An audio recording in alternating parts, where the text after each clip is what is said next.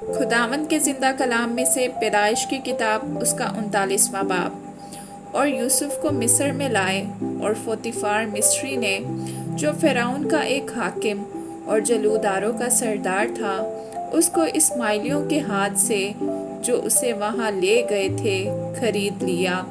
اور خداوند یوسف کے ساتھ تھا، اور وہ اقبال مند ہوا اور اپنے مصری آقا کے گھر میں رہتا تھا۔ اور اس کے آقا نے دیکھا کہ خداوند اس کے ساتھ ہے، اور جس کام کو وہ ہاتھ لگاتا ہے خداوند اس میں اسے اقبال مند کرتا ہے۔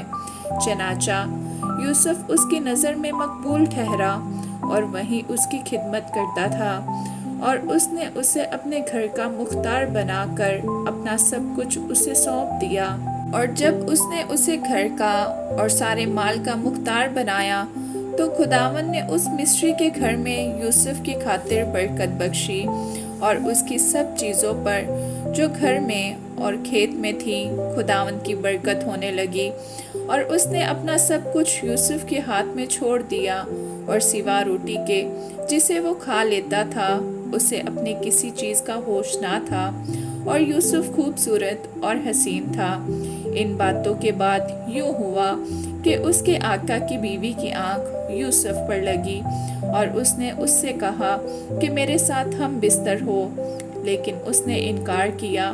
اور اپنے آقا کی بیوی سے کہا کہ دیکھ، میرے آقا کو خبر بھی نہیں کہ اس گھر میں میرے پاس کیا کیا ہے، اور اس نے اپنا سب کچھ میرے ہاتھ میں چھوڑ دیا ہے۔ اس گھر میں مجھ سے بڑا کوئی نہیں، اور اس نے تیرے سوا کوئی چیز مجھ سے باز نہیں رکھی، کیونکہ تو اس کی بیوی ہے۔ سو بھلا میں کیوں ایسی بڑی بدی کروں اور خدا کا گنہگار بنوں؟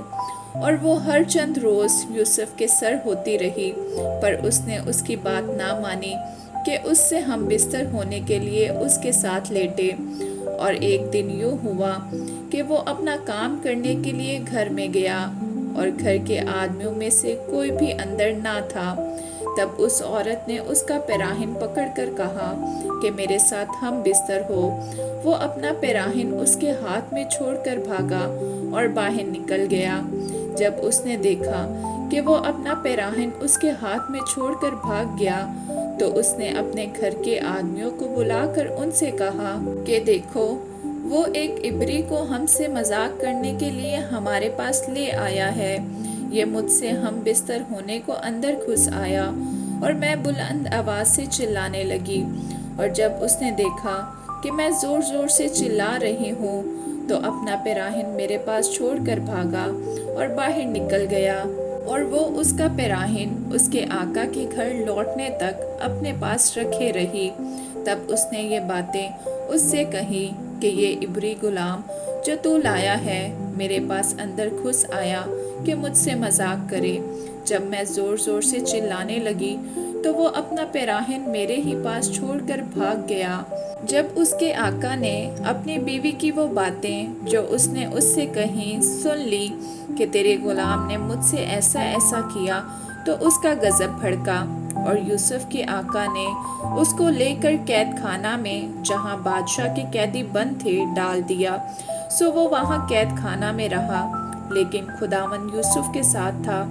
اس نے اس پر رحم کیا، اور قید خانہ کے داروغہ کی نظر میں اسے مقبول بنایا۔ اور قید خانہ کے داروغہ نے سب قیدیوں کو جو قید میں تھے یوسف کے ہاتھ میں سونپا، اور جو کچھ وہ کرتے اسی کے حکم سے کرتے تھے۔ اور قید خانہ کا داروغہ سب کاموں کی طرف سے جو اس کے ہاتھ میں تھے بے فکر تھا، اسی لیے کہ خداوند اس کے ساتھ تھا، اور جو کچھ وہ کرتا خداوند اس میں اقبال مندی بخشتا تھا۔ آمین۔